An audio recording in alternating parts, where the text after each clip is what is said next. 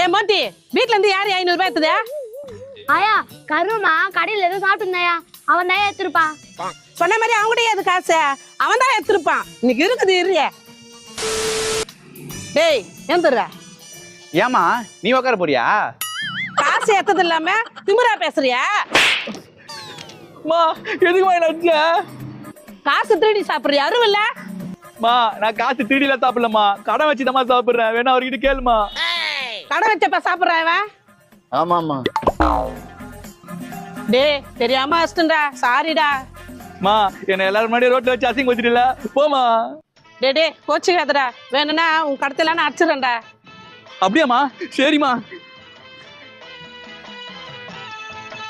எப்பா என் பையன் சாப்பிட்டானே, அந்த கடத்தையெல்லாம் நான் அடிச்சிடறேன். எவ்வளோப்பா ஆச்சு?